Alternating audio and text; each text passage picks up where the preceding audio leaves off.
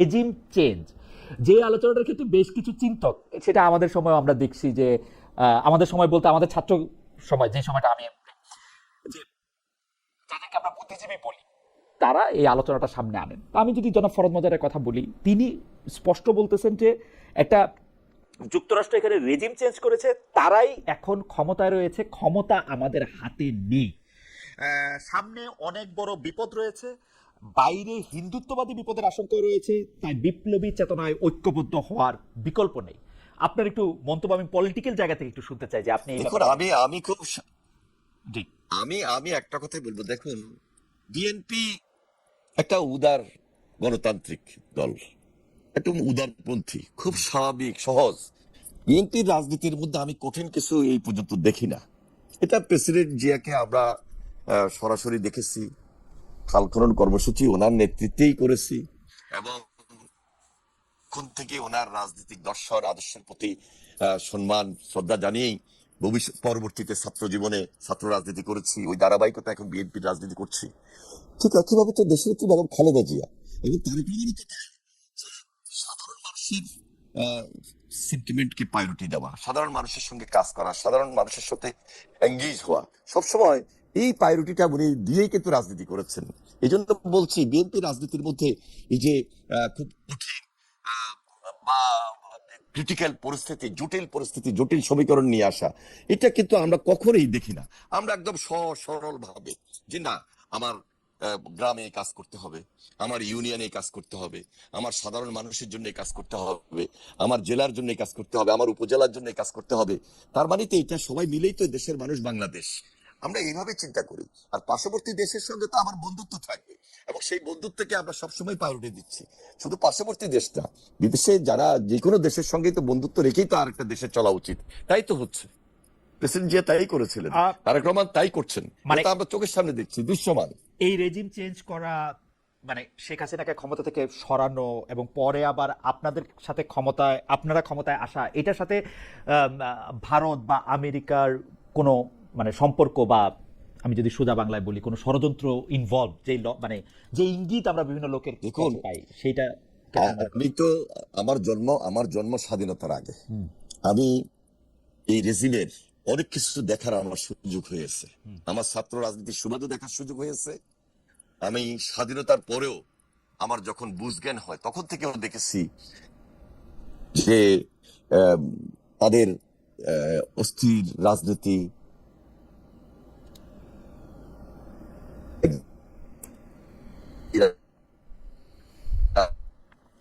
তাদের লুটপাচার, তাদের, প্রেসিডেন্ট জিয়া বাংলাদেশটাকে তো নেতৃত্ব দিয়েছেন। আবার তারা যখন কোনোভাবেই গত 17 বছর আসার সুযোগ করে নিয়েছিল 2008 1/11-এর পর থেকে, আমরা তো মানে সবকিছু চোখের সামনে। তো এই যে রেজিমের অত্যাচার, নির্যাতন, ভয়ঙ্কর রাজনীতি, অস্বাভাবিক ফ্রাঙ্কেস্টাইন পদ্ধতিতে কিভাবে দেশের মানুষকে জিম্মি করে দেশ পরিচালনা করা, সবই তো আমাদের দেখার সুযোগ হয়েছে। আমরা অত্যাচারিত ছিলাম, নির্যাতিত ছিলাম।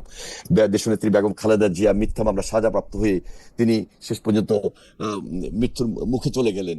তো তারপরে আমাদের চেয়ারম্যান জনাব তারেক রহমান প্রধানমন্ত্রী হওয়ার আগে তিনি এই দেশে কোনোভাবে আসার সুযোগ পান নাই, নির্বাসিত জীবন শেষ করে তারপরে এসেছেন, নির্বাচন করেছেন, দেশে নির্বাচন হয়েছে। সেই স্বাভাবিক নির্বাচনটা শান্তিপূর্ণ হয়েছে, কঠিন হলেও শান্তিপূর্ণ হয়েছে। আমরা সেই নির্বাচনটাকে পার করে আজকে একটা দেশ পরিচালনা করার নেতৃত্ব দিচ্ছি। এখানে এত কঠিন সমীকরণে গেলে চলবে না। বাংলাদেশি জাতীয়তাবাদ ভিত্তিক রাজনীতিটাকেই আমরা দেশের মানুষের জন্য, যেভাবে প্রেসিডেন্ট জিয়া কাজ করেছিলেন, দেশনেত্রী বেগম খালেদা জিয়া সবসময় সাধারণ মানুষের পাশে থেকে তিনি আপসহীন নেতৃত্বে লড়াই করেছেন, সংগ্রাম করেছেন।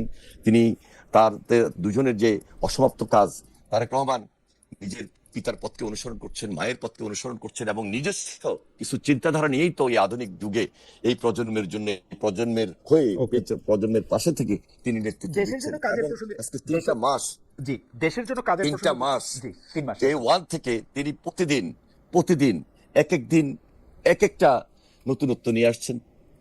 এবং রাজনীতির মাঠে আজকে সাধারণ মানুষ, আমরা যতটুকু দেখছি সাধারণ মানুষ সেটাকে অ্যাকসেপ্ট করতেছেন, সাদরে গ্রহণ করতেছেন, এবং তিনি বিভিন্ন জেলায় যাচ্ছেন, সেখানে বিভিন্ন কর্মসূচির সঙ্গে এঙ্গেজ হচ্ছেন, এবং তার যে নির্বাচনী প্রতিশ্রুতি ইশতেহার অনুযায়ী সেটাকে তিনি অ্যাড্রেস করতেছেন, এবং সেটাকে তিনি কাজ শুরু করে দিয়েছেন। প্রত্যেকটা মন্ত্রণালয় আজকে অ্যাক্টিভ এবং টাইমলি এনিওয়ে সেই ওয়ার্ক আমি করার মাধ্যমে একটা গতিশীলতা আমরা সবার মধ্যে লক্ষ্য করছি।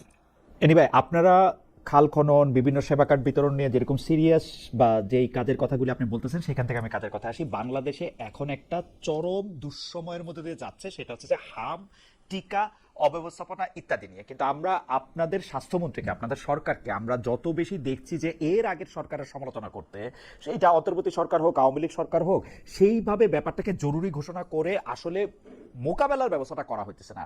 এইটার কারণটা কি? মানে প্রতিটা উপজেলা পর্যায় থেকে, এমনকি জেলা পর্যায় থেকে রোগীগুলিকে রেফার করা হচ্ছে ঢাকায়। ঢাকায় এত ধারণ ক্ষমতা নেই, দেখুন আরো প্যানিক করা দেখুন হচ্ছে।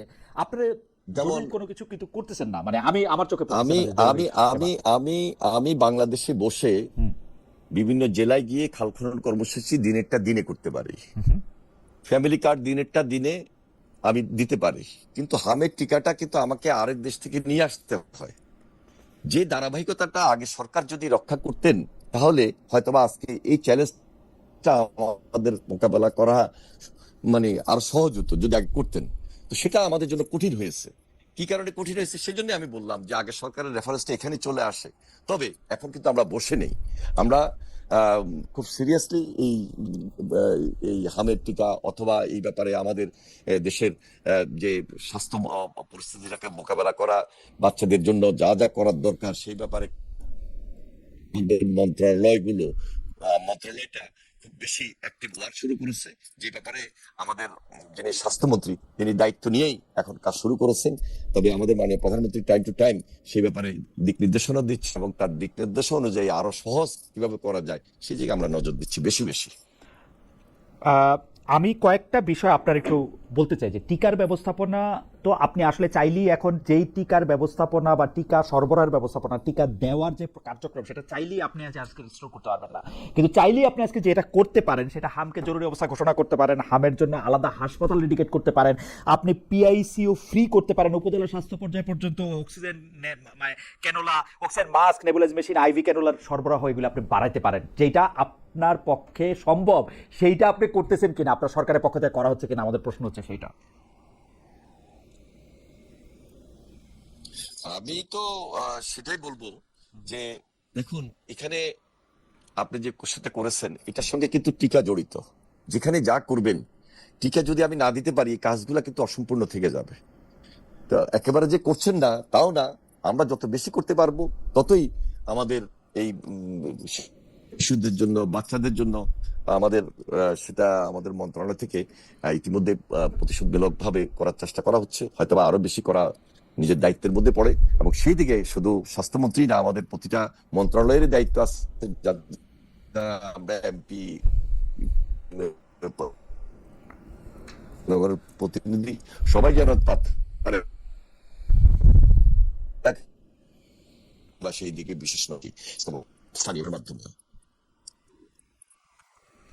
আমি আমি এনিভাই আপনার মাধ্যমে, কারণ আমরা তো হচ্ছে যে আসলে স্বাস্থ্যমন্ত্রীকে বা প্রধানমন্ত্রীকে যদি কাছে পাই তাহলে তাদের কাছেও দাবি জানাবো, কিন্তু আপনাকে আসলে দলের একজন নেতা হিসাবে, মন্ত্রিসভার একজন সদস্য হিসেবে আমরা দাবি জানাই যে হামকে জরুরি অবস্থা ঘোষণা করে, যেহেতু এটা নিরাময়যোগ্য রোগ, এতে যাতে আর একজন শিশুও মারা না যায়, দরকার হলে আপনাদের অন্যান্য কর্মসূচিকে একটু পিছিয়ে দিয়ে হলেও সেটা আপনাদের একটু সামনে আনা দরকার। এবং আমি মনে করি যে আগের সরকারকে মানে দায় দিয়ে যে আসলে অন্তর্বর্তী সরকার এটা করে নাই বা আওয়ামী লীগ সরকার এটা করে নাই, তো সেই ওটা তো ক্ষেত্রে বারবার বলার প্রয়োজন নাই। আগে সরকার জি, ওইটা বারবার বলে আমার না মনে বলে হয় আগে এই কি মুহূর্তে করবো, আগে কি করছি, আর একটা, very মানে important। anyway, আমার কাছে মনে হয় যে আর একটা শিশুও আমরা আসলে মরতে দিতে পারি না। মানে শিশুদের মৃত্যু নিরাময়যোগ্য রোগে এটা 2026 সালে অনেক বেশি কষ্টকর।